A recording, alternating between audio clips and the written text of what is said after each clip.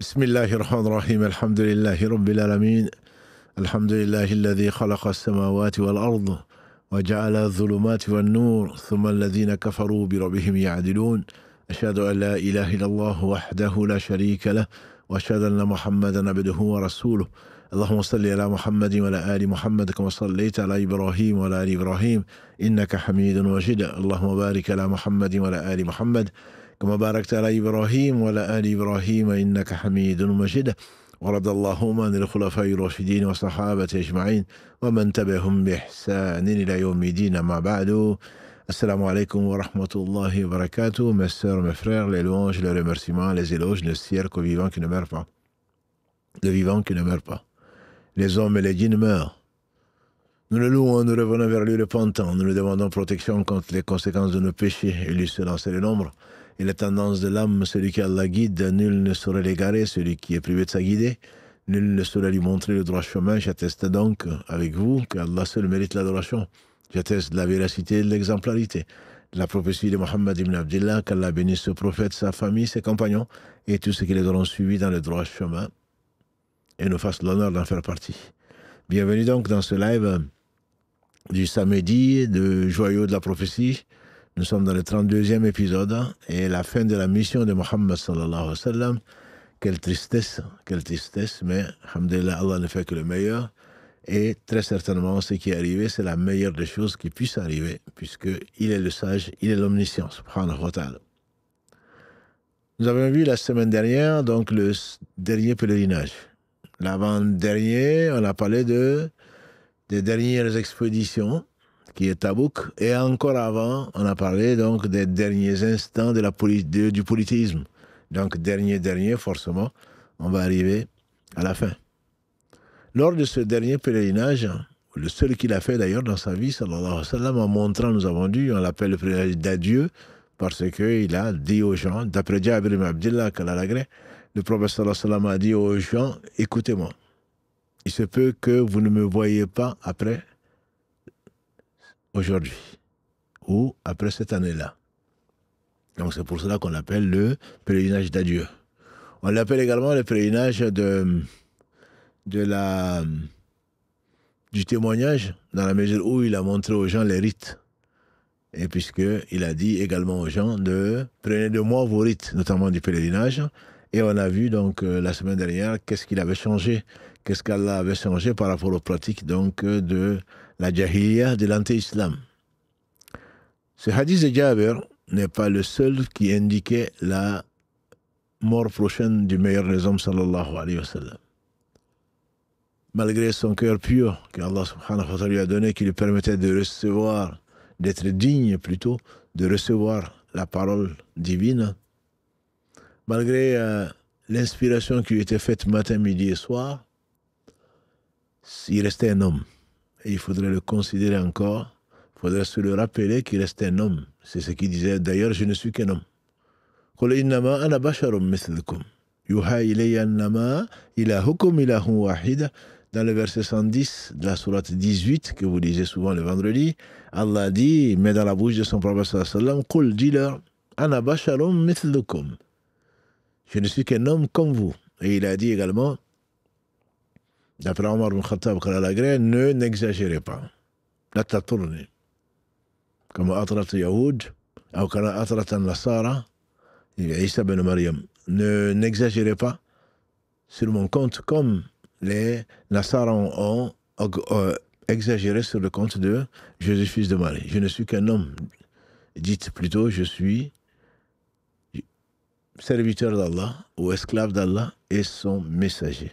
C'est pour cela que dans l'une des formules les plus répandues, quand on fait la shahada, c'est on dit Ashhadu an la ilaha illallah wahdahu la sharika lah, mieux être digne d'adoration si ce n'est Allah, sans associer, wa ashhadu anna Muhammadan abduhu wa rasuluhu. On atteste donc que Mohammed est son serviteur, son esclave et son messager. C'est deux choses. La première, c'est fermer toutes les portes à l'association. Et la deuxième, c'est d'affirmer, effectivement, nier que Mohammed sallallahu alayhi wa sallam est quelqu'un d'autre qu'un serviteur d'Allah, comme tout lui sert, subhanahu wa ta'ala, lui qui n'a besoin de rien. Et d'autre part, affirmer, comme la ilaha illallah, une négation et une confirmation. Ici, on nie tout en affirmant qu'il n'est qu'un serviteur d'Allah. Et l'autre partie, on affirme qu'il est quand même son messager parce que ce qu'il a apporté, il ne l'apportait pas de lui-même. Donc ce qu'il a apporté, au moins utile Rasoul, faqad ata Allah. Allah dit dans la sourate 4, les femmes, verset 80, celui qui obéit au messager, il a obéi à Allah. Donc c'est un messager. Donc ce qu'il apporte, c'est un message de la part de qui? De la part d'Allah subhanahu wa ta'ala. Donc affirmer que Mohammed est messager d'Allah, c'est une chose. Et c'est la chose la plus importante. Mais sans oublier qu'il reste un homme. Et Allah subhanahu wa ta'ala, dans des versets généraux, Kullu nafsin dha'iqatul maut. Kullu nafsin dha'iqatul maut. Allah dit notamment dans la sourate 3, Ali Imran, verset 85, chaque âme goûtera la mort. Chaque âme goûtera la mort. Dans la sourate donc 3, dans la sourate 21, dans le verset 35 et 36, dans le verset 36 en particulier, Allah dit Kullu nafsin dha'iqatul maut. Le même verset, les mêmes termes, toute âme va goûter la mort. Et juste dans le verset d'avant, subhanahu wa ta'ala, il précise que Muhammad sallallahu alayhi wa sallam, s'il mourait, est-ce qu'il serait éternel? Non, certainement pas. L'éternel, c'est Allah, le vivant qui ne meurt pas. Allah dit dans la sourate Taha, 20, verset 88. Kullu shay'in halikun illa wajha. C'est le dernier verset de la sourate 20, Taha. Kullu shay'in halikun illa wajha. Chaque chose est amenée à périr, à disparaître, sauf la noble face d'Allah subhanahu wa ta'ala. Donc ça veut dire que même Malak al-Maut va mourir. Allah dit également dans les versets 26 et 27 de la sourate Ar-Rahman, la sourate 55, Allah dit Kullu man alayha fan wa yabqa wajhu rabbika dhul jalali wal ikram. Tout ce qui est sur elle, c'est-à-dire la terre, est amené à disparaître. Il ne restera que la noble face de ton Seigneur subhanahu wa ta'ala. Et donc il est le vivant qui ne meurt pas. Hayyul ladhi la yamut. C'est le vivant qui ne meurt pas. Et le prophète sallallahu alayhi wa sallam disait, c'est Allah est le vivant qui ne meurt pas, les hommes et les djinns meurent. Ça, ce sont des vérités générales que personne ne peut nier. Nuh, alayhi salatu wassalam, comme Allah nous le rapporte, est resté avec son peuple 1000 ans moins 950 années. Mais pour autant, il est mort. Alayhi salam, le premier messager. Et l'un de ce que Allah subhanahu wa ta'ala a honoré au point qu'il a fait d'eux les 5 meilleurs hommes que la terre a portés. On appelle donc les messagers de la détermination. Ulul azm min ar-rusul, qui sont de 5, à commencer par le premier Nuh, ensuite Ibrahim, Moussa, Isa et Mohammed alayhi salatu wassalam. Quant à Mohammed sallallahu alayhi wa sallam lui-même de façon bien plus précise, Allah dit dans la sourate Ali Imran encore, la sourate 3, verset 144. وَمَا مُحَمَّدْ إِلَّا رَسُولٌ قَدْ خَلَتْ مِنْ قَبْلِهِ الرُّسُلُ. Mohammed n'est qu'un messager avant, comme ceux qui ont été donc envoyés. S'il est mort ou s'il est tué, est-ce que vous allez revenir sur vos pas? Ça, c'est le verset 144 de la sourate 3. Ça, c'est pour dire, quand les ennemis d'Allah, ennemis d'eux-mêmes, polythéistes à Uhud, ont creusé un piège et il est tombé dedans.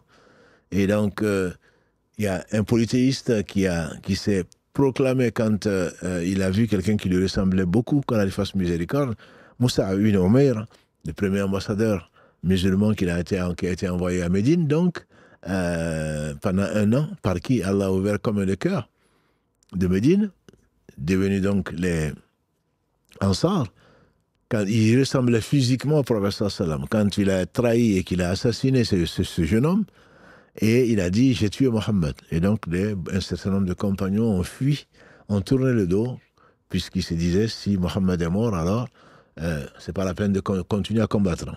Ce qui n'était pas l'avis, bien entendu, de bien d'autres, qui ont dit que si Mohammed est mort, alors qu'est-ce qu'il nous reste à vivre? Donc, au contraire, ça leur a donné une motivation supplémentaire. Allah dit donc, dans ce verset 144 de la sourate 3, وَمَا مُحَمَّدٍ إِلَّا رَسُولٌ قَدْ خَلَتْ مِنْ قَبْلِهِ الرُّسُلُ. Mohammed n'est que un messager, un homme, un messager. Avant lui, il y avait d'autres messagers. Et Allah dit également dans la sourate 39, Az-Zumar, versets 30 et 31. Innaka mayitun wa innahum mayitun. Te voilà mort, ya Muhammad, et aussi ils vont mourir. Et aussi mort. Innaka mayitun wa innahum mayitun, thumma innakum ila rabbikum tahtasimun. Et ensuite, c'est vers chez votre Seigneur que vous allez vous disputer ou vous allez régler les comptes. Donc il est clair que Muhammad sallallahu alayhi wa sallam n'est pas éternel. Et d'ailleurs, dans les hadiths rapportés par Abu Wahhabi, il a dit que un soir, le prophète sallallahu alayhi wa sallam lui a dit, on m'a ordonné d'aller visiter Wahhabi. Le prophète sallallahu lui a dit, on m'a ordonné d'aller visiter et d'aller demander pardon pour ses compagnons, donc qui sont enterrés à Baqia, qui est juste à 2 pas de la mosquée du prophète sallallahu alayhi wa sallam. Viens avec moi. Viens avec moi. Il est parti, comme on lui a ordonné, sallallahu alayhi wa sallam, il ne parlait pas de lui-même. Il a reçu cette inspiration, donc cet ordre qu'il a, il était le premier, bien entendu, à obéir à Allah subhanahu wa ta'ala à ses ordres. Accompagné donc de ce compagnon, qui était un de ses servants, quand ils sont arrivés, il leur a passé le salam.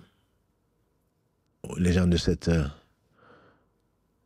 dar, de cette maison, de ce cimetière. Il a demandé pardon pour eux. Et il a dit, Ya Aba Muwayhiba, on m'a proposé l'éternité dans cette vie. Et ensuite le paradis. Ou alors, de rejoindre mon Seigneur. Il a dit que mon père et ma mère sont sacrifiés pour toi. Choisis l'éternité dans cette vie, et ensuite le paradis. Il a dit non. Le serviteur d'Allah a choisi de rejoindre son Seigneur subhanahu wa ta'ala. Donc il est évident qu'il savait, il a fait ce choix-là. Et après Baqia d'ailleurs, ou avant Baqia, le 29 Safar. Safar, c'est le 2e mois musulman. Le 1er mois, c'est Muharram, c'est le premier. Le mois sacré, le mois d'Allah, comme l'a dit le prophète sallam, Shahrullah le Muharram. Donc c'est le meilleur mois de jeûne après celui de Ramadan. Il y a Safar. Après, il y a Rabi al-Awwal, donc dans lequel nous sommes aujourd'hui. Et hasard du calendrier, comme on le dit en français, nous sommes le 14. Rabi al-Awwal et le prophète sallam, on dit qu'il est né le 12. Rabi al-Awwal, d'autres disent qu'il est né pendant Ramadan. Peu importe, mais ce qui est certain, c'est qu'il est mort le 12 Rabi al-Awwal, c'est-à-dire, dans l'anniversaire, c'était il y a 2 jours. Le 12 Rabi al-Awwal que certains adorent, ou que certains en font, un jour de fête, c'est le jour du décès. Ceci a été rapporté par le Bukhari et Muslim, ils sont d'accord, alors que le jour de sa naissance fait l'objet de divergences. Certains disent que c'est Rabi al-Awwal, c'est l'avis majoritaire, mais l'avis le majoritaire parmi les avis majoritaires, ce n'est même pas le 12, c'est le 9 Rabi al-Awwal, c'est le 9. C'est ce que les historiens disent. Mais il y a le 12 qui a été retenu et que les Fatimides ont imposé à la communauté de Mohammed sallallahu alayhi wa sallam pour l'égarer. Mais ce qui est certain, c'est qu'il est mort le 12 Rabi al-Awwal. Donc il y a 2 jours, c'est son anniversaire, si on doit parler d'anniversaire, un lundi. Là, il n'y a pas de doute, il n'y a pas de divergence entre les historiens. Le prophète alayhi salatu wassalam, il a été à Uhud, où Allah, 8 ans avant, les a éprouvés. Et quelle épreuve! Pour lui et ses compagnons, Allah a recruté 70 martyrs, et donc, il a enseigné aux compagnons, puis aux gens qui sont venus après, l'importance de l'obéissance à Allah subhanahu wa ta'ala et la gravité, la désobéissance au prophète sallallahu alayhi wa sallam. Quand il a été demandé dans le verset 165 de la sourate 3, quand ils ont demandé au prophète sallallahu alayhi wa sallam pourquoi ceci nous est arrivé à Uhud, ce revers, Allah dit, dis-leur, ça vient de vous-même. Ça, c'est les conséquences, une des conséquences seulement de la désobéissance au prophète sallallahu alayhi wa sallam, quand les archers, malgré l'insistance du prophète sallam, ont bougé alors qu'il a dit ne descendez pas même si vous voyez des charognards sur nos dépouilles. Le fait d'avoir désobéi au prophète sallam, d'être descendu pour le butin, Allah leur a révélé ce qu'il a révélé, entre autres ce verset 152 de la sourate Al-Imran, qui fait très peur, par lequel Ibn Abbas disait, il commentait avant la révélation de ce verset-là, je ne savais pas qu'un compagnon du prophète sallallahu alayhi wa sallam pouvait aimer la vie de ce bas monde. Allah dit, parmi vous, il y en a qui aiment la vie de ce bas monde, c'est-à-dire le butin et le reste, et il y en a d'autres qui aiment l'au-delà. Allah vous a donc éprouvé pour que chacun sache, en toute vérité, où est-ce qu'il en est, de la vie de ce bas monde ou de l'au-delà. Et donc le prophète sallallahu alayhi wa sallam, avant 100 ans, sa mort prochaine, sa mort venue, a été salué et prié pour les gens de Uhud, les 70 martyrs qui reposent encore, donc à côté du mont Uhud qui est, comme l'a dit le prophète sallallahu alayhi wa sallam, Uhud est une montagne qui nous aime et que nous aimons. C'est une montagne du paradis. Et pour autant, Allah a éprouvé les croyants pour qui on espère qu'ils sont au paradis, les compagnons du prophète sallallahu alayhi wa sallam. Il a été les saluer et il est venu, sallallahu alayhi wa sallam, en fin Safar, on dit que c'était le 29 Safar, c'est-à-dire une dizaine de jours avant sa mort. Il a été visiter donc le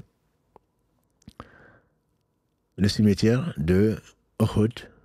Et quand il les a passé le salut, et comme vous le connaissez, la salutation générale des gens, quand on va au cimetière, on passe le salam, on leur dit qu'Allah vous fasse miséricorde, vous nous avez dévancés et nous on va vous rejoindre sans doute, qu'Allah vous fasse miséricorde ainsi qu'à nous. Il est revenu donc et il est monté sur le mimbar. C'était donc une dizaine de jours, on dit c'est le 29, c'est le dernier jour, le mois à 29 jours. Si on ne voit pas la lune, le croissant, le nouveau croissant, le compte 30. Donc le 29 Safar, il est monté sur le mimbar après avoir visité donc, le cimetière de Uhud. Il dit, je vais vous dévancer. Les compagnons du prophète l'écoutaient, bien entendu, je vais vous dévancer.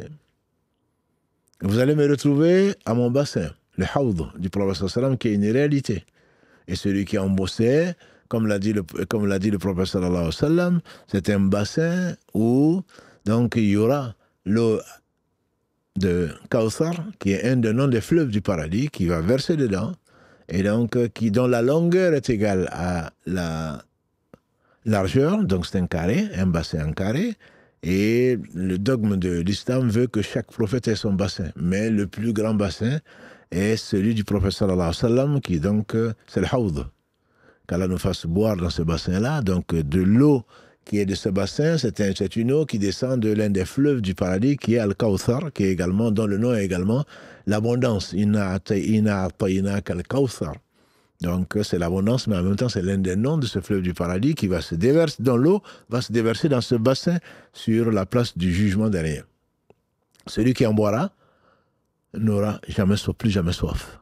Donc Allah nous facilite l'épreuve et nous fasse rentrer au paradis sans nous demander des comptes. C'est un jour terrible, comme vous le savez, pour lequel il faut se préparer. Et donc le prophète alayhi salatu wassalam, il a dit, je vais vous dévancer. Il est monté sur le mimbar, je vais vous dévancer et vous allez me rejoindre. Ne revenez pas après moi, donc dans la mécréance, en vous entretuant. Et sur cette place, sur ce mimbar, il a dit, un serviteur d'Allah, on lui a proposé de choisir entre la vie de ce bas monde. C'est un hadith rapporté par Abu Saïd al-Khudri, qu'Allah l'agrée, et consigné dans les deux authentiques.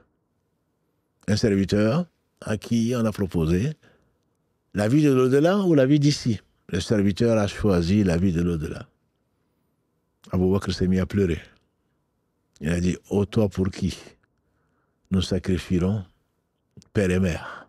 On te préfère nos pères et mères. Effectivement, il a juré, alayhi salatu wassalam, par celui qui détient l'âme de Mohammed dans sa main, c'est-à-dire Allah subhanahu wa ta'ala, vous ne serez véritablement croyant que si je suis aimé par vous, plus que vos pères et mères, plus que vos enfants, plus que vous-même.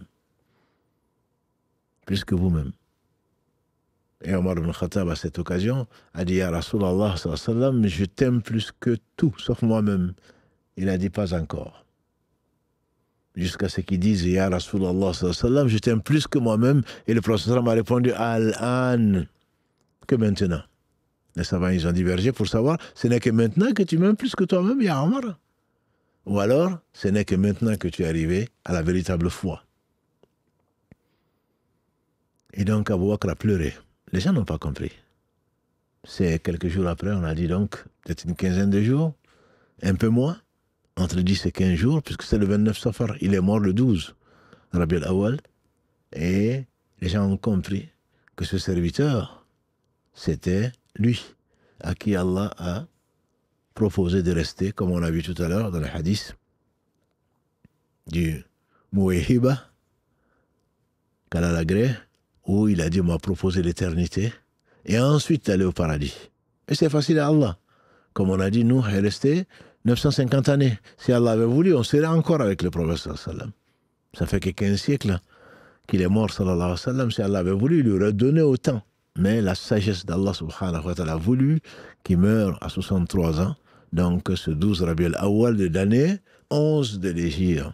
L'année 10, il a fait le Hajj.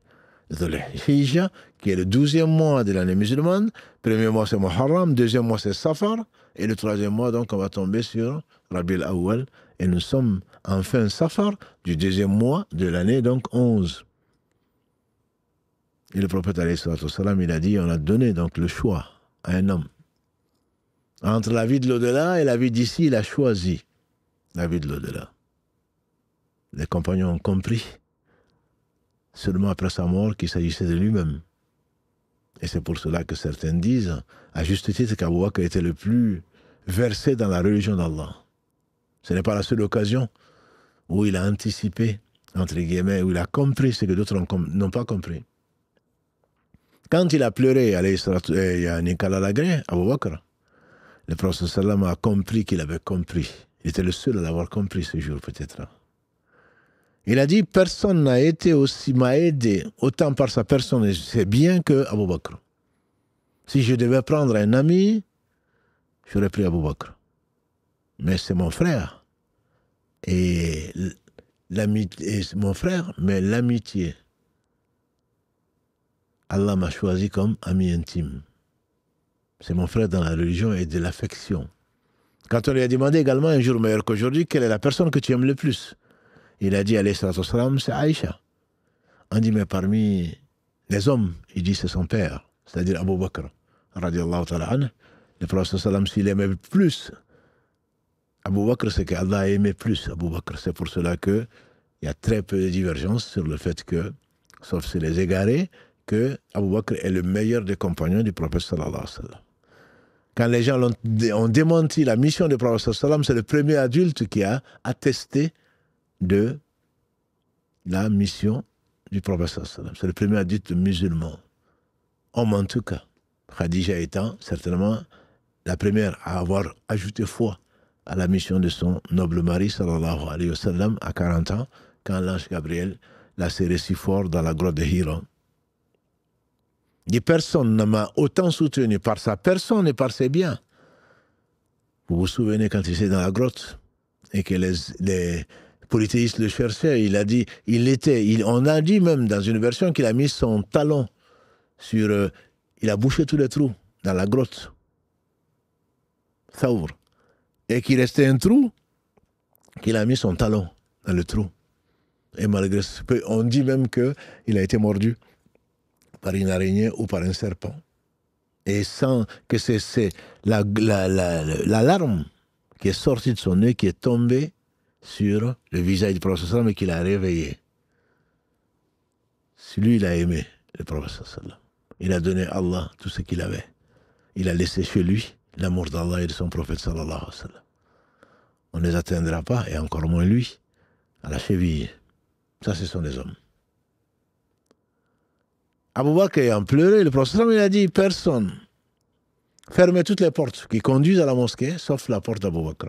C'est-à-dire qu'on imagine la mosquée du prophète sallam, bénie, deuxième lieu le plus honoré des mosquées, et les gens, il y avait plusieurs portes. Celle par laquelle rentrait Abu Bakr parce que sa maison était de ce côté, d'autres portes qui avaient été faites. Il dit, fermez toutes les portes, sauf celle d'Abu Bakr, radiallahu ta'ala anhu. Hadith rapporté par Abu Saïd al-Khudri est consigné dans les authentiques d'Al-Bukhari et Muslim qu'Allah fasse miséricorde. On ne parle pas de choses, de récits comme ça. On parle de choses authentifiées. Et qu'Allah bénisse nos savants. Et il est rentré chez lui après donc Uhud. Après un enterrement à Baqiya, le prophète sallam a eu une fièvre. Et ça allait de mal en pire.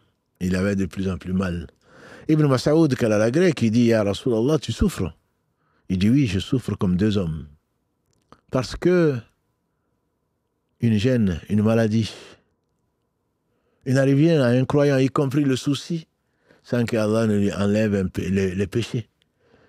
Il dit comme un arbre, donc dont les feuilles tombent.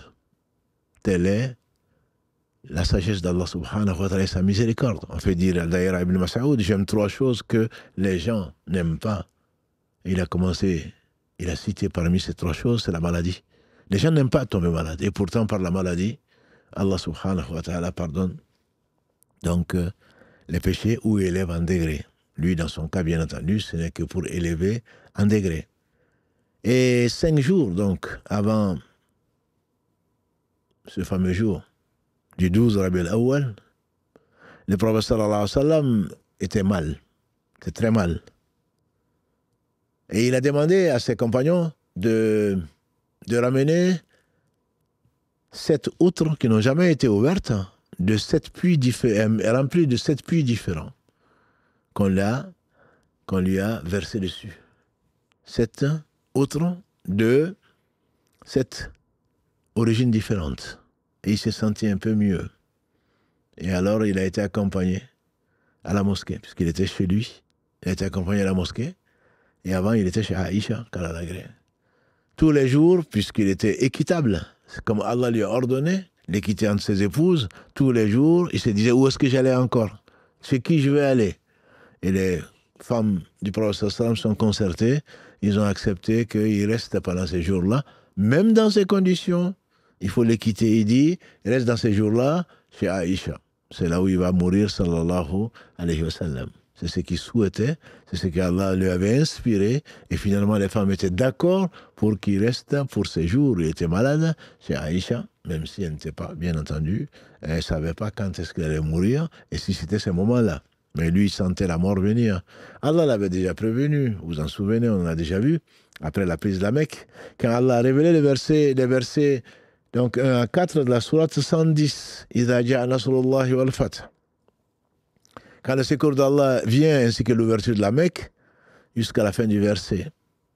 Et Ibn Abbas, radiallahu anhuma, quand Omar, Allah a honoré Ibn Abbas, qui participait au cercle des proches de Omar, et que les anciens trouvaient qu'il était trop petit, ils pouvaient être même leurs enfants, pourquoi rester en leur compagnie, et demander son avis. Omar savait de quoi il parlait, pourquoi il le rapprochait.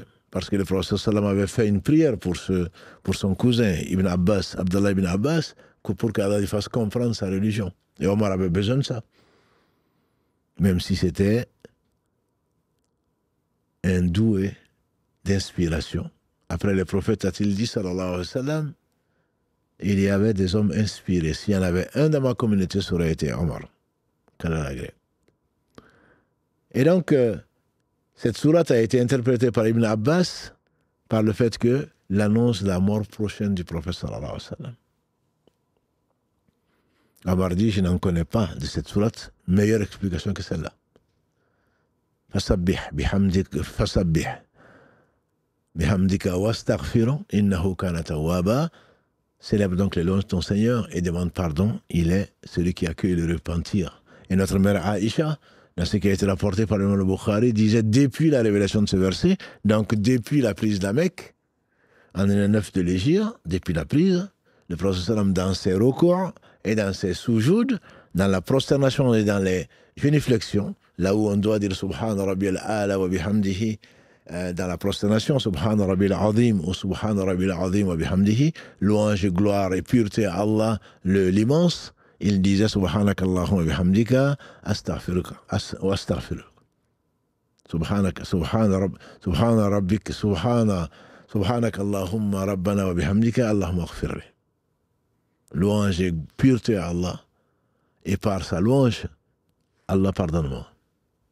Parce qu'il a compris qu'une fois que sa mission était terminée, Allah a anéanti le polythéisme, Allah a soutenu le monothéisme, il a vu les gens rentrer à Fouaja en légion dans la religion d'Allah, c'était ça qui lui était confié comme mission. Allah dit, une fois que tu vois ces signes-là, alors prépare-toi à me rencontrer. Le prophète, alayhi salatu wassalam, un jour, meilleur qu'aujourd'hui, quand il était malade d'ailleurs, il a fait venir sa fille Fatima, Kalalagré. Il lui a fait des confidences, elle a pleuré. Et ensuite, il a rapproché, il a fait une autre confidence, elle a souri. Et notre mère Aïcha voulait savoir qu'est-ce qui t'a fait pleurer, et Fatima, qu'est-ce qui t'a fait rire, sourire. Elle dit, je ne te le dirai pas, c'est une confidence. Quand le prophète sallam est décédé, elle lui a dit, maintenant je peux te le dire. Il m'a rappelé, il a dit, oh ma fille, chaque année, l'ange Gabriel venait me voir pendant le mois de Ramadan. Cette fois-ci, il est venu 2 fois. Je crains que ce soit la dernière année. Donc elle a pleuré que son père va la quitter. C'était l'aimé du prophète sallallahu alayhi wa sallam, la dernière de ses 4 filles. Et ensuite, il a rapproché, il dit, est-ce que tu ne vas pas être réjoui d'être la cheftaine, si on peut l'appeler ainsi, des femmes du paradis, et dans une version de ma communauté, puisque là on peut comprendre qu'il y a la mère de Jésus, qu'il y a assis à la femme de Pharaon. Est-ce que ça concerne toutes les femmes du paradis qui sont au paradis, on n'en a pas douté, ou est-ce que ça concerne que sa propre mère, Khadija, qui est au paradis? Allah lui a annoncé de son vivant qu'elle avait un château en perles. Donc est-ce que sera la cheftaine des femmes du paradis ou seulement de sa communauté? Toujours est-il qu'elle en a souri, et la première qui va me rejoindre, dit-il, sallallahu alayhi wa sallam, ce sera toi. Ça l'a fait sourire, se réjouir de rentrer au paradis et de rejoindre donc le meilleur des hommes qui était son père, sallallahu alayhi wa sallam. Donc 5 jours, je vous disais, avant ce fameux 12 ans, Rabi al-Awwal, il a fait ce discours-là. La maladie s'aggravait.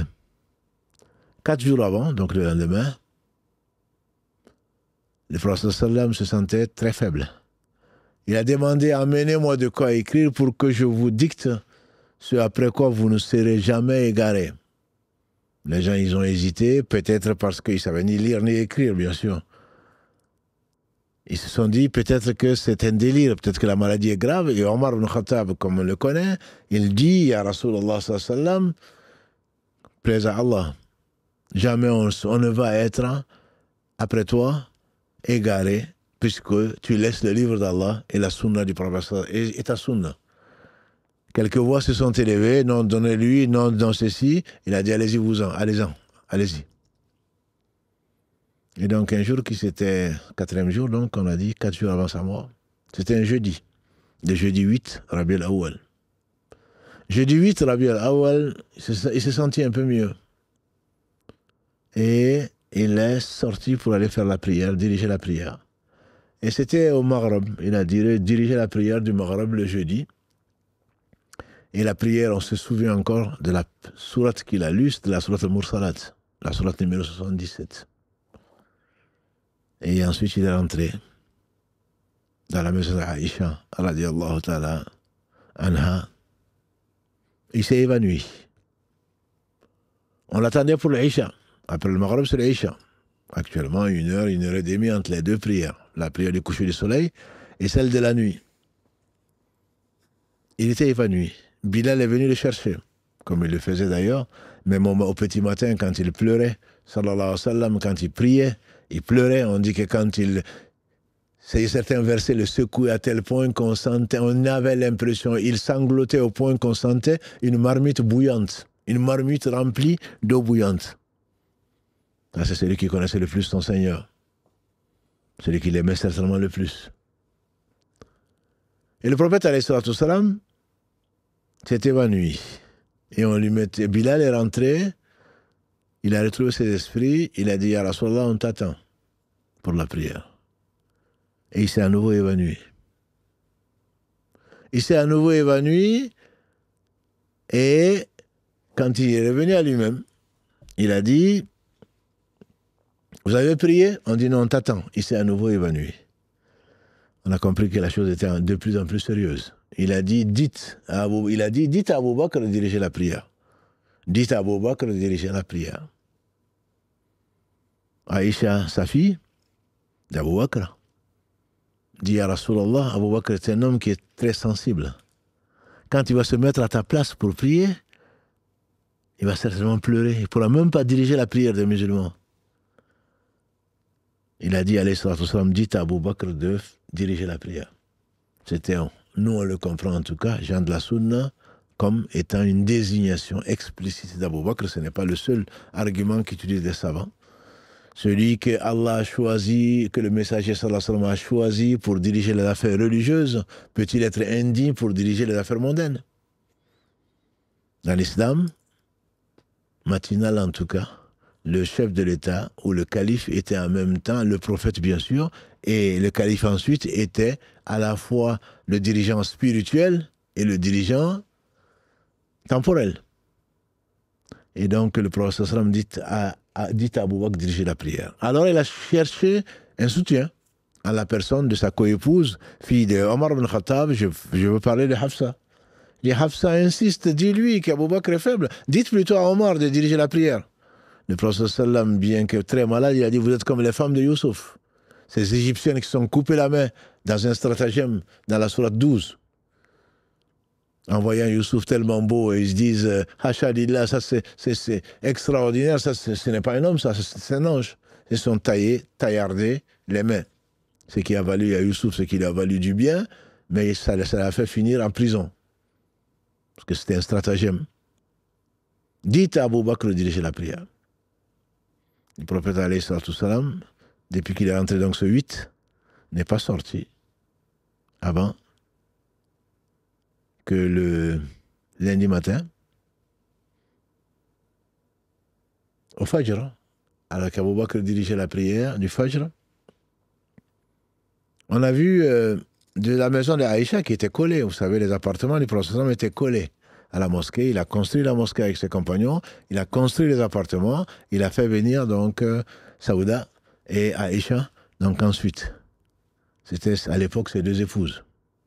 Et donc, de la maison il a ouvert, il a levé le rideau de la maison de chez Aïcha. On dit qu'on disait une demi-lune. Les gens qui priaient ont failli arrêter. Parce qu'il était beau. C'est même malade, il était beau. On dirait une demi-lune. Et Abou Bakr a voulu reculer, il a fait signe de continuer. Et il a souri. Comme disent les savants, laisser la communauté, laisser les serviteurs d'Allah sur le droit chemin, ça valait vraiment ce sourire. Ça valait très certainement toute cette mission de 23 ans. Il était satisfait d'Allah, Allah était satisfait de lui.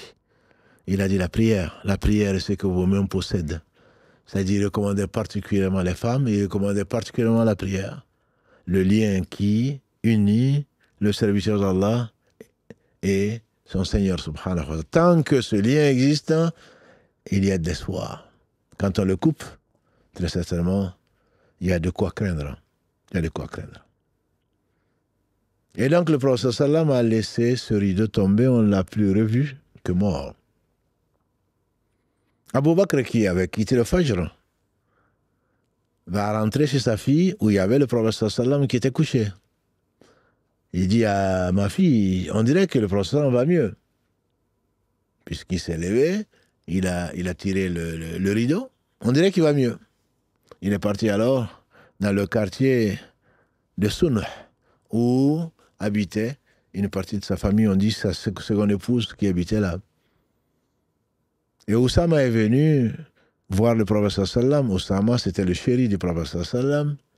C'était le fils de Zayd ibn Haritha, celui qu'on appelle Zayd ibn Muhammad, et que Allah a, subhanahu wa ta'ala, décrété qu'on ne devait plus appeler les enfants adoptifs, puisqu'il avait libéré et il avait adopté du nom de leur maître ou ancien maître. On devait les appeler par le nom de leur père, si on le connaissait. Si on ne connaissait pas, comme dit Allah, ce sont vos frères en matière de religion. Oussama est rentré, le prophète n'a pas pu lui répondre. Mais il a vu lever la main du prophète sallam et ensuite baisser. On imagine qu'il a prié pour lui. Il avait chargé d'ailleurs, avant sa mort, d'une mission. Il était le général d'une armée qui avait été d'une expédition. Et entre-temps, comme la maladie s'était aggravée, là, l'expédition a tardé et donc il était présent au Oussama. Il n'avait que 18 ans. Et ils ont critiqué sa lignée, puisque Zayd ibn Haritha était un esclave que le prophète a libéré. Et il était jeune, il avait 18 ans. Le prophète leur a dit, vous le critiquez comme vous avez critiqué auparavant son père. Je jure par Allah qu'il est valable et qu'il est compétent. Et on sait que son père fait partie des 3 qui ont trouvé le martyr à la bataille de Mu'ta, si vous vous en souvenez, avec Ja'far ibn Abu Talib, Zayd ensuite qui a pris la suite, et ensuite Abdallah ibn Rawaha, qu'Allah les agrée. Ensuite, le prophète sallam a demandé, ou on dit que sa fille est venue, Fatima, qu'il a embrassée, et ensuite ces femmes qui sont venues le voir dans cet état-là. Et Aïcha a choisi de mettre sa tête sur sa poitrine pour le soutenir. Et il avait de l'eau à côté de lui, et il prenait un peu d'eau, il le mettait sur son visage. Il dit, oh que les affres de la mort sont une réalité. Oh que les affres de la mort sont une réalité. Allah pardonne-moi, Allah fais-moi miséricorde. Allah pardonne-moi, Allah fais-moi miséricorde. C'est l'une des versions que l'on donne. Jusqu'à ce que l'ange Jibril est venu voir en disant, l'ange de la mort demande la permission de rentrer. Et il lui dit qu'il est rentrant. Mais entre-temps, Abdurrahman ibn Abi Bakr, le frère de Aïcha, est rentré dans la maison d'Aïcha, parce que c'était mahram. Et le prophète a levé les yeux, il a vu Abdurrahman avec le siwak, donc la brosse à dents sous forme de bois, qu'utilisent les musulmans, que lui aussi il utilisait jusqu'au seuil de sa mort. Il a dit, si je ne craignais d'imposer à ma communauté une chose difficile, je lui aurais imposé de se brosser les dents avant toute prière. C'est d'utiliser donc le bâton de Arak, qui est donc ce qu'on appelle nous le siwak. Pourquoi? Parce qu'il parle à son Seigneur. Lui, comme il dit, il parle à des êtres que nous, on ne voit pas. D'où son amour qu'Allah lui a donné pour les parfums. Et quand il se réveillait la nuit, la première chose qu'il faisait, c'était se brosser les dents parce qu'il parle à Allah subhanahu wa ta'ala. Il dit que celui qui lit le Coran également doit avoir la bouche qui sent bon parce que les anges y mettent leur bouche quand on récite le Coran. Le prophète alayhi salam était donc là en train de souffrir comme 2 hommes. Et quand il a vu ça, il a désiré. Du regard, il a suivi du regard. Il ne parlait plus. Il a suivi du regard Abdurrahman. Et son épouse, sa chère épouse Aïcha, qu'Allah l'agrée, lui dit, tu veux l'arak? Il a fait signe oui. Elle a pris ce bâton, elle l'a ramolli par ses dents et sa salive, et il lui a mis dans la bouche de le nettoyer. Il ne voulait pas mourir en sentant mauvais. Et ensuite, qu'est-ce qu'elle entend? Rafiq al-A'la. Ma'a alladhina an'ama Allah alayhim. Avec le compagnon élevé, Allah subhanahu wa ta'ala. Avec ceux qui Allah subhanahu wa ta'ala a agréé. Et Allah dit dans le verset 69 de la sourate 4, وَمَا يُطِعِ اللَّهَ وَالرَّسُولَ فَأُولَٰئِكَ مَعَ الَّذِينَ أَنْعَمَ اللَّهُ عَلَيْهِم مِّنَ النَّبِيِّينَ وَالصِّدِّيقِينَ وَالشُّهَدَاءِ والصالحين فحسن أولئك رفيقا. Celui qui obéit à Allah et aux messagers, voilà ce qu'Allah a agréé, qui sont en compagnie des prophètes, des véridiques,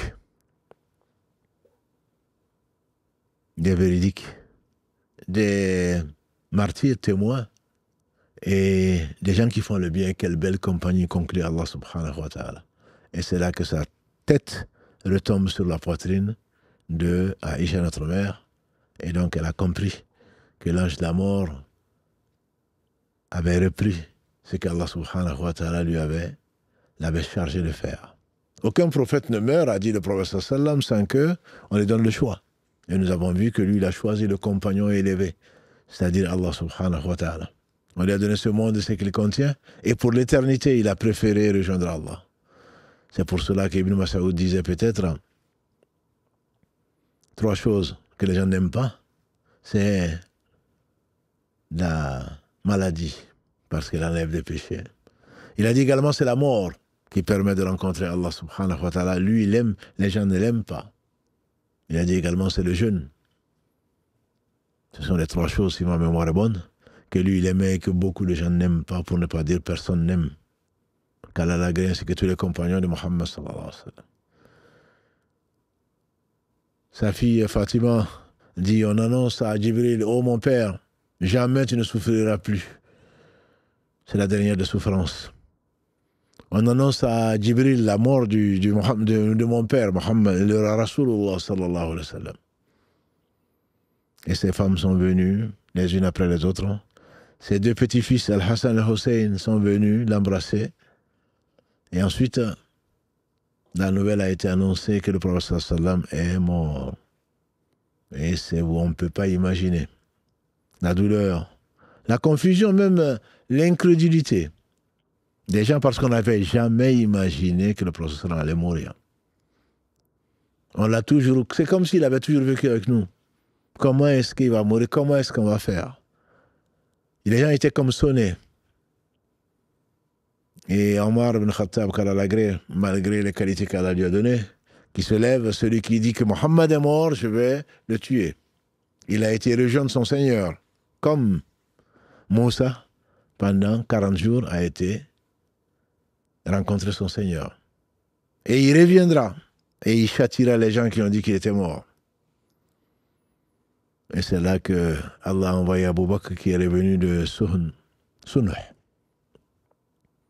Il est rentré directement dans la maison de sa fille, Aïcha, radiallahu anha, et il a découvert la tête du prophète sallallahu alayhi wa sallam, qui était recouverte comme son corps par un drap du Yémen. Il a embrassé, quelques larmes ont coulé. Il a dit, oh toi que je préférais à mon père et ma mort. Le décret d'Allah s'est réalisé sur toi. Et plus jamais tu ne connaîtras une autre douleur. Et il est sorti. Omar était encore en train d'haranguer les foules. Que personne ne dise qu'il est mort. Restez tranquille. Il a dit, Omar, tais-toi. Et Omar ne l'a pas écouté. Il était comme ailleurs. Et il a dit, Wama Muhammad illa rasulun khad khalat min qablihi rusul. Le verset 144 dont on a parlé, Mohammed n'est qu'un messager, comme d'autres messagers l'ont précédé. Et s'il mourait ou il était tué, est-ce que vous allez revenir sur vos pas? Celui qui reviendra, cela n'enlève rien à Allah. Saïd, le compagnon célèbre, il a dit que Omar a dit quand il a entendu ces versets, il ne tenait plus sur ses jambes. Il ne tenait plus sur ses jambes. C'est comme s'il n'avait jamais entendu ce verset. Pourtant, personne ne doute que ce verset 144 de la Sourate 3 était dans le Coran. Mais ils n'ont pas réalisé, ils récitaient, mais sans vraiment penser qu'il s'agissait de Mohammed sallallahu alayhi wa sallam. Et voilà donc qui s'est tu. Et Abu Bakr de dire, après avoir récité ce verset 144 de la Sourate 3, celui qui adorait Mohammed, qui sache que Mohammed est mort. Et celui qui adorait Allah, qui sache que Allah est le vivant qui ne meurt pas. C'est une phrase qu'on retient de lui et qui est une vérité et qui résume tout l'homme qu'il était. Malgré le peu de moyens qu'il avait, pourtant il n'était pas pauvre, il faisait partie des riches. On a dit qu'Abou Bakr était l'un des plus célèbres nobles de la Mecque, même s'il n'était pas le plus riche, mais il était quand même, il n'était pas pauvre, loin s'en faut. Il était l'un des plus intelligents, l'un des plus intellectuels, l'un des plus éduqués. Il connaissait en particulier la généalogie et le reste, mais Allah lui a donné mieux. Mieux que les diplômes, mieux que l'éloquence. Il parlait peu, il aimait beaucoup, il était sincère. C'est le véridique. Allah a voulu laisser de lui ce terme. Et on reconnaît les hommes véridiques dans le feu de l'action. Alors que tout le monde, personne ne savait quoi dire ni quoi faire. Othman, il s'est tué qu'Allah lui fasse miséricorde. Et mieux vaut se taire que de dire n'importe quoi. Ali était très discret. Abou Bakr, pourtant, qu'on dit qu'il était très sensible. Et la réalité était là. Très sensible. Il pleurait pour un oui ou pour un non, entre guillemets, parce que le cœur, comme l'a dit le prophète sallam, quand Ibrahim, la fille de Maria, et le fils de Maria plutôt, est décédé, et qu'il pleurait lui-même, sallallahu alayhi wa sallam, il dit ça c'est une miséricorde d'Allah, qui met dans le cœur de ses serviteurs. Abou Bakr était très très sensible. Mais dans des circonstances où on avait besoin d'hommes, de décision, il l'a prise, qu'Allah l'agrée. Et c'est ainsi Allah a ramené la paix et la quiétude parmi les compagnons. Celui qui adorait Mohammed, qui sache que Mohammed est mort. Celui qui adorait Allah, qui sache que Allah est le vivant qui ne meurt pas. Et les gens l'ont vraiment réalisé. Et ils se sont lâchés, entre guillemets. Après que sa famille ait prié dessus, ce sont les hommes qui sont rentrés par groupe de 10 sans imam. Parce que la maison, vous imaginez, elle était très étroite. Quelques mètres carrés seulement. Ce ne sont pas des palais, comme on peut l'imaginer. Ce n'était même pas des T1 ou des T2. Même pas. On dit que quand tu levais la main, tu pouvais toucher le plafond le toit des appartements du prophète, des femmes du prophète sallallahu alayhi wa sallam, dont celle de Aïcha, radiallahu anha. Les hommes rentraient par 10, par groupe, petit groupe, on pense de 10. Ensuite, les femmes sont rentrées pour faire la salat janaza. Et ensuite, les enfants sont rentrés également. Parce que, comme je vous ai dit, il y avait des enfants qui n'étaient pas les enfants, qui étaient des adultes dans l'âme. Ils aimaient tellement le prophète sallallahu alayhi wa sallam. Ce sont les compagnons, puisqu'ils l'ont vu. Ils l'ont rencontré plutôt. Et ils sont musulmans. Ils ont cru en lui. Pour ceux qui sont morts, croyants, certainement ce sont des compagnons, malgré leur âge. Ça, c'était donc le lundi. Anas ibn Malik al-Agré, il dit que quand le prophète sallam arrive à Madina, c'était le jour le plus beau de leur vie. Et quand le prophète sallam, ce lundi, il est arrivé un lundi à Madina. On a dit, il a fait la hijra, il a quitté Makkah un lundi. Il est né un lundi. Il a fait la hijra un lundi. Il est arrivé un lundi à Cuba. Il est mort un lundi. Il est né un lundi. Lundi, c'est un jour où nos actes sont présentés devant Allah subhanahu wa ta'ala. Il aimait bien jeûner le lundi, pas pour fêter son anniversaire, parce qu'il aimait que le jeûne fasse partie des œuvres qui étaient montrées à Allah subhanahu wa ta'ala, qui, c'est tout bien sûr, qui a permis, Wallahu khalaqakum wa ma ta'maloun, c'est Allah qui vous a créé ainsi que ce que vous faites. Mais nos œuvres lui sont montrées lundi et jeudi. Il aimait jeûner le lundi, sallallahu alayhi wa sallam. Bien qu'Allah lui ait pardonné ce qu'il a pu faire comme erreur, son souci c'était la satisfaction d'Allah subhanahu wa ta'ala. Et donc après que les uns et les autres ont prié dessus, Abou Bakr sortait avec Omar quand ils ont entendu que des Ansar étaient réunis, non loin de là, pour voir la suite. Mais ça, c'est une autre histoire. Dans les circonstances extrêmement difficiles, ils sont arrivés pour que Shaitan ne rentre pas dedans. Omar leur a dit, le califat, on a entendu le prophète sallam dire, le califat doit échoir à un Quraysh, donc à un muhajir, quelqu'un qui est venu de la Mecque. Comme quoi la sunna fait partie, et grâce à la sunna, Allah a sauvé, qu'Allah bénisse l'imam Malik, qu'on lui fait dire, la sunna c'est l'arche de Noé, celui qui y monte, il est sauvé, celui qui n'y monte pas, bien entendu, il est perdu. Cette sunna a permis, alhamdulillah, aux gens de se calmer.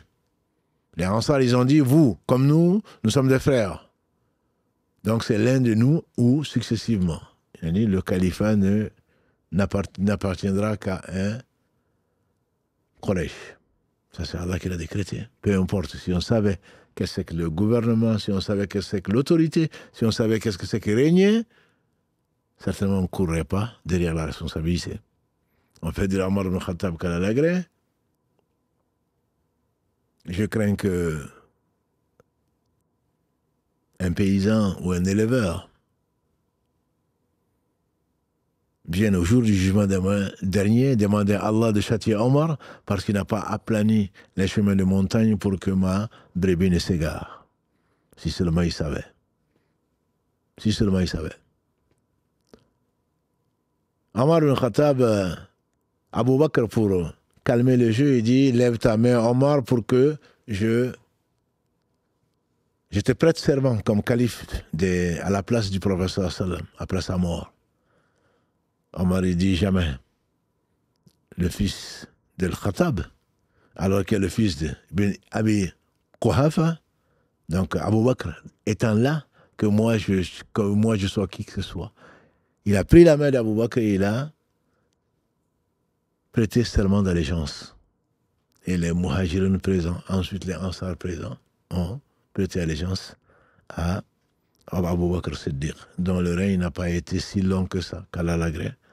C'est au cours de son règne également que les gens hypocrites ont voulu se réveiller, que Shaitan a secoué un certain nombre de gens, dont parmi lesquels des croyants qui disent qu'ils n'allaient plus payer la zakat puisque le prophète sallam est mort.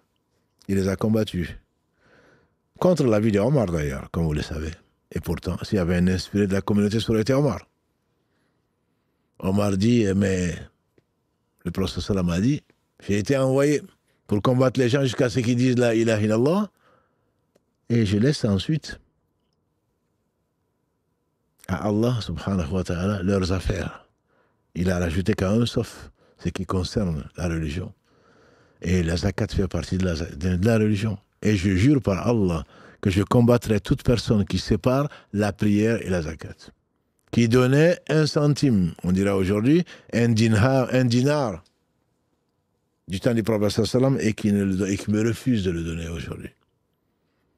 Ça, ce sont des hommes qui ont vécu peut-être pas longtemps, parce qu'il est mort lui aussi à 63 ans, 2 ans après le prophète sallallahu alayhi wa sallam, puisqu'il avait 2 ans de moins. Et dans les circonstances où on avait besoin de décisions fermes, Allah, c'est à lui qu'Allah a permis de les prendre. Il a combattu les gens, des renégats, les apostats, qui se sont réveillés, hypocrites du temps du prophète sallam par peur. Ils ont dit qu'ils étaient musulmans et ensuite, ils ont tourné la veste. Il les a combattus. Omar qui dit, non, c'est pas le moment. Tu les combats alors que de toutes parts, il y a tous les fronts. Il a dit, ah oui, Omar, courageux du temps de la Jahiliya, parce qu'il était très connu, Omar, pour être très courageux. Il est courageux avant l'islam et maintenant peureux. Jamais. Celui qui réunit la religion de Mohammed sallallahu alayhi wa sallam, je le combattrai, parmi les gens qui étaient musulmans, bien sûr. Et qu'Allah agrée cet homme le meilleur compagnon du prophète sallallahu alayhi wa sallam. Revenons donc à la mort du prophète sallallahu alayhi wa sallam. Il fallait le laver. Comment on va le laver? On dit que on a entendu une voix qui disait dans la salle, lavez-le avec ses vêtements. Lui qui était le pudique.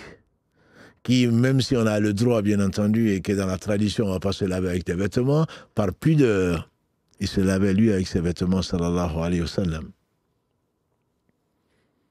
On l'a lavé donc, alors qu'il était habillé au-dessus de ses vêtements. Parmi les gens qui l'ont lavé, d'après la tradition, il y a beaucoup de versions, mais d'après la tradition, il y a l'Abbas, son oncle, il y a ses 2 enfants, dont Fadl. Il y a Oussama, celui qui l'aimait tant et qui est le fils de quelqu'un qui l'aimait, qui était Zayd ibn Haritha. Et il y a Ali, radiallahu ta'ala anhu, de sa famille essentiellement, et également un de ses serviteurs. Et ensuite, où est-ce qu'on va l'enterrer? À Baqiya ou à Abu Bakr encore, qu'Allah l'agrée.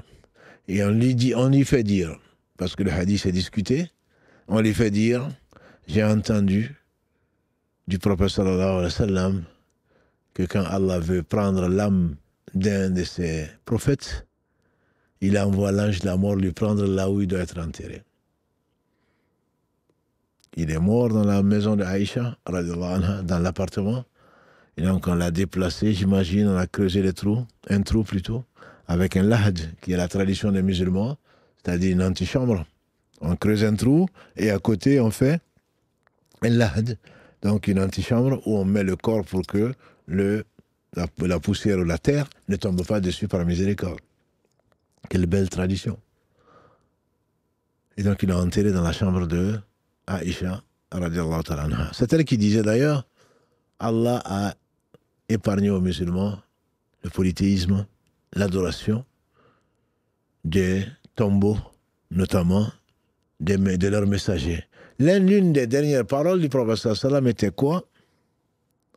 Qu'Allah maudisse ceux qui ont pris les tombeaux de leurs prophètes comme lieu de prière.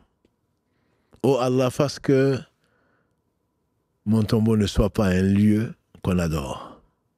Et Aïcha disait, Allah a voulu que le prophète sallam soit enterré dans un endroit inaccessible. Alhamdulillah. N'eût été la miséricorde d'Allah sur les musulmans, on aurait certainement pu son corps, on l'aurait enterré à Baqiya. Déjà à Baqiya pour ceux, juste donc le cimetière des compagnons du prophète sallallahu alayhi wa sallam, de sa famille, etc., ceux qui ont été à Médine et qui ont visité.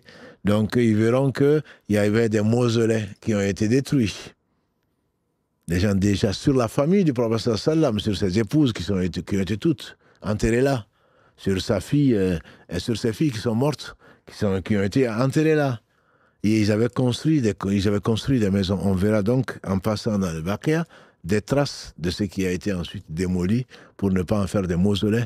Le prophète m'a dit qu'Allah maudisse les gens qui ont pris les tombeaux de leurs prophètes comme des lieux de prière.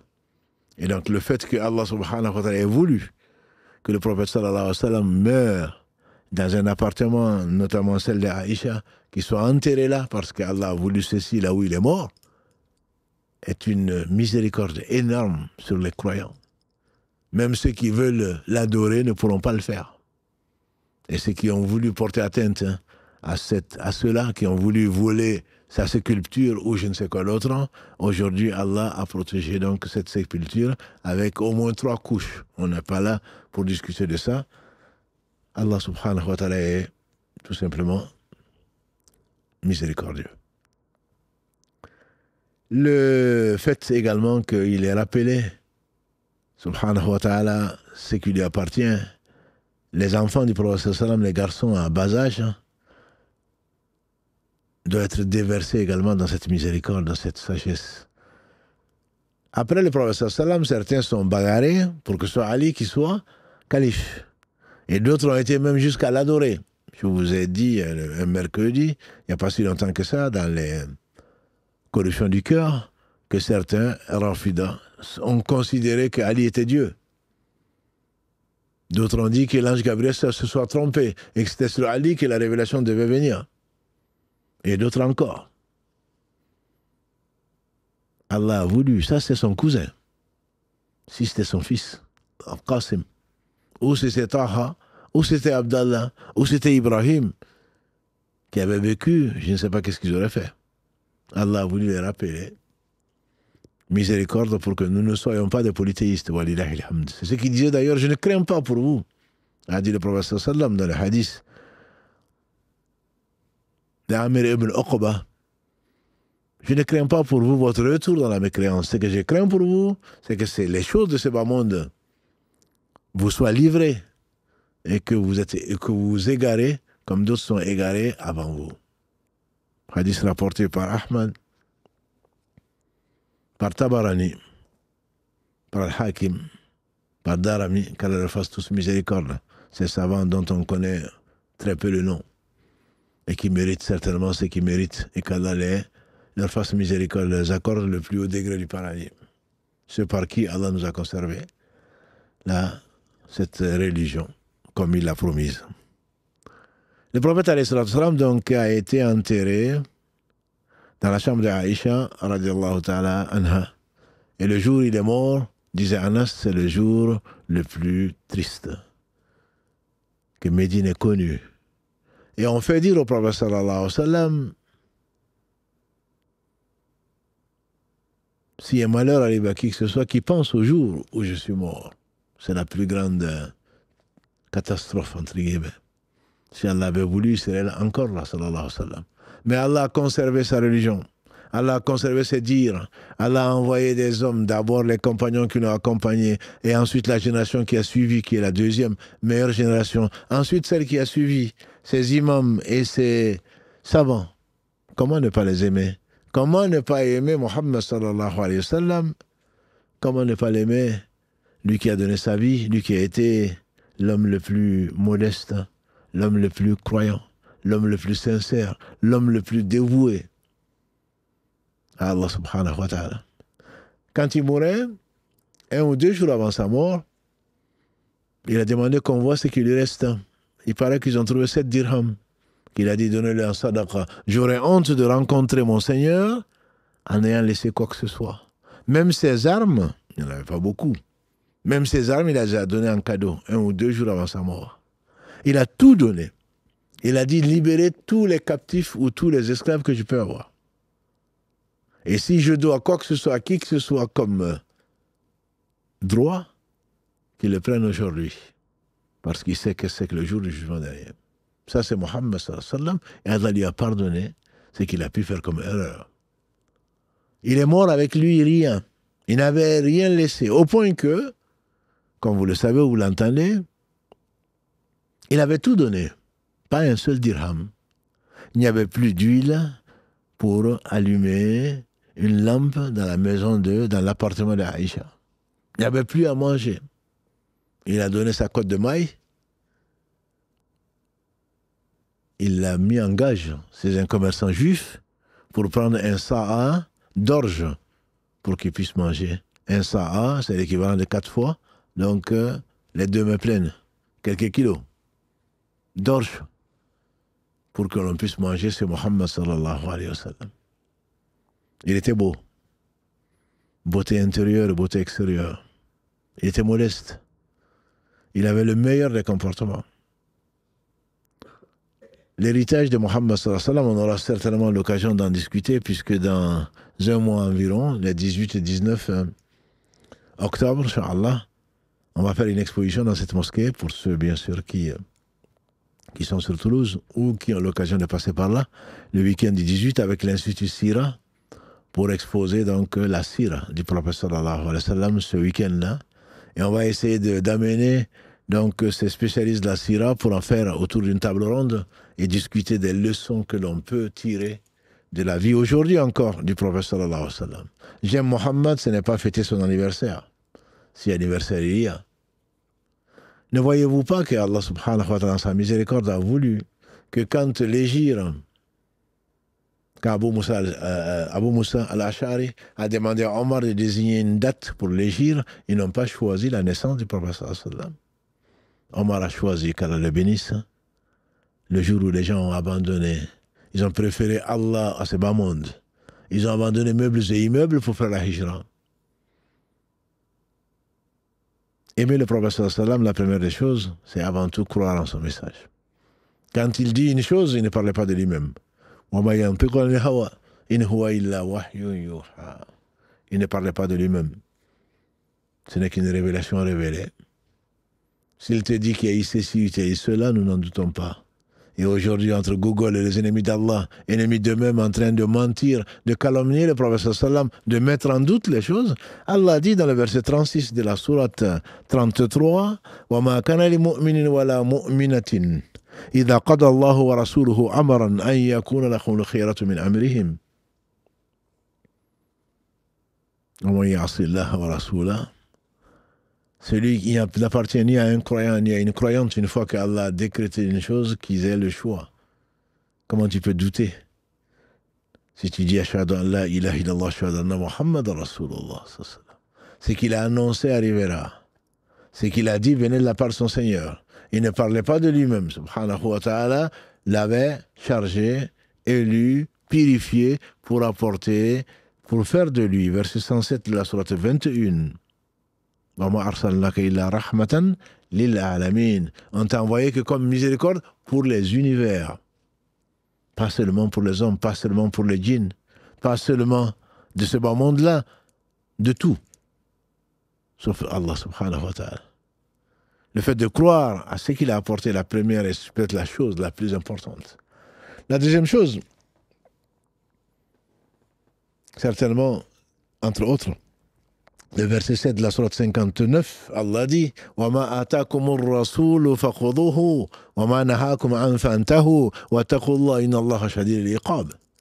Dans la sourate Al-Hashr 59, verset 7, Allah dit c'est que le messager vous apporte, prenez-le. Ce qui vous interdit, abstenez-vous-en et craignez Allah. Allah est dur de châtiment. Quand il dit que Mohammed est le messager d'Allah, quand il dit qu'il est une miséricorde pour le monde, quand Allah a parfait sa religion, verset 3 de la sourate 5, quand Allah conclut la mission par l'élévation de l'âme du prophète sallallahu alayhi wa sallam, par la fin de sa vie terrestre, certainement c'est que la religion est complète. Si tu ne vas pas chercher à gauche, à droite pour rajouter de la religion, pour être le chef de l'égarement en étant un innovateur, en prétendant ce que tu prétends. Si tu crois en tout cas que c'est le prophète d'Allah, sallallahu alayhi wa sallam, a-t-il oublié quelque chose? Ou s'est-il tu sur une chose que toi tu sais, ou tu aimes Allah peut-être mieux que lui, plus que lui plutôt, ou alors tu sais adorer Allah mieux que lui? Très certainement, quand tu dis que Muhammadur Rasulullah, c'est Muhammad est le messager d'Allah. Sa mission est complète. Quand elle le bénit, c'est il le bénit. Il est dans sa tombe en train de prier, comme les prophètes, comme il a dit le prophète sallallahu alayhi wa sallam. Comme les prophètes. Allah a interdit aux animaux de la terre, les termites ou autre chose, de manger la chair des prophètes. Alayhim salatu wassalam. Croire, aimer le prophète sallallahu alayhi wa sallam, c'est très certainement mettre en pratique ce qu'il a apporté à l'Islam. C'est le prendre comme guide, le prendre comme exemple. C'est prier abondamment sur lui. Celui qui prie sur moi, Allah prie 10 fois sur lui. C'est-à-dire, il déverse de la bénédiction sur la personne. Il a dit, l'avare, le vrai avare, c'est celui qui entend parler de moi sans prier sur moi. Il ne s'agit pas de s'asseoir et la tête dans les étoiles en train de prier sur le prophète sallallahu, mais encore moins de faire 2 raka'as pour le prophète sallallahu, comme je l'ai lu. La prière sur le prophète sallallahu, Allah nous l'ordonne dans le verset 56 de la sourate 33, Inna Allah wa malaikatahu yusalluna ala nabi ya ayyuhalladhina amanu sallu alayhi wa sallimu taslima. Allah et ses anges prient sur le prophète. La prière d'Allah, c'est la bénédiction, c'est la mention de Muhammad sallallahu alayhi wa sallam dans l'assemblée noble des anges rapprochés. Les anges demandent à Allah subhanahu wa ta'ala d'augmenter la réputation, les bénédictions sur Muhammad sallallahu alayhi wa sallam, et nous on s'y associe. Ya ayyuhalladhina amanu sallu alayhi wa sallimu taslima. Oh, vous les croyants, saluez-le, et de la meilleure façon. Saluez-le, saluez-le, et appelez la bénédiction d'Allah sur lui. Quand on lui a dit comment prier sur toi, il s'est tu, comme il ne parlait pas de lui-même, jusqu'à ce qu'Allah lui ait révélé la meilleure façon ou les meilleures façons de prier sur lui, qui sont ce que vous avez dans les livres authentifiés. Allahumma salli ala Muhammadin wa ala ali Muhammad, kama sallaita ala Ibrahim wa ala ali Ibrahim innaka hamidun majid, et bien d'autres versions. Allahumma salli ala Muhammad wa azwajihi wa dhurriyyatihi kama sallaita ala ali Ibrahim wa barik ala Muhammad wa azwajihi wa dhurriyyatihi kama barakta ala ali Ibrahim innaka hamidun majid. Allahumma salli ala Muhammad an-nabi al-ummi wa ala alihi wa sahbihi. Voilà des versions, il y en a au moins 10 que le prophète sallam a enseigné à ses compagnons. Et il n'y a pas meilleure invocation pour le prophète sallam que ce qu'Allah lui a révélé Ou alors tu connais mieux que lui. Comment prier sur lui. Ne va pas chercher ma sœur mieux, parce qu'il n'y en a pas. À moins que Shaitan était touché. Il n'y a pas mieux que ce que Allah a révélé à son prophète sallallahu alayhi wa sallam. C'est comme si on disait, Ya Allah, tu nous as demandé de prier sur le prophète sallallahu alayhi wa sallam, on en est incapable. On te demande de prier toi sur lui. Et il n'y a pas mieux que les prières qui ont été révélées au prophète sallallahu alayhi wa sallam et qui ont été purifiées et gardées dans les livres de hadith. Il n'y a pas mieux. Personne ne viendra demain nous détourner de ces prières-là en nous proposant autre chose. Celui qui les suit, très certainement, fera partie d'eux. Je vous laisse deux choses, a-t-il dit, sallallahu alayhi wa sallam. Si vous les suivez, jamais vous ne serez égarés. Le livre d'Allah et ma sunna. Aimer le prophète sallallahu alayhi wa sallam, c'est aimer ce que le prophète sallallahu alayhi wa sallam aimait, c'est-à-dire c'est aimer ce que Allah subhanahu wa ta'ala aime. Dans le verset 31 de la sourate 3, Allah dit « Qul ya Muhammad, dis-leur, Qul, in kuntum tuhibbuna Allah, fattabi'uni, yuhibbukum Allah, wa yaghfir lakum dhunubakum, wallahu ghafur rahim. » Dis-leur, ya Muhammad, si vous prétendez aimer Allah, suivez-moi. Allah vous aimera et vous pardonnera vos péchés. Des prétentieux sont nombreux pour dire ils aiment Allah. Allah a conditionné son amour ou la sincérité de l'amour que nous prétendons par le suivi de Muhammad sallallahu alayhi wa sallam. Je parle bien sûr de l'adoration. Il ne s'agit pas d'une façon de se coiffer ou une façon de marcher ou une façon d'autre chose. Non. Il s'agit d'avoir avant tout d'un bon comportement. Innaka la khuluqin azim. Allah le dit parce que c'est lui qui l'a donné.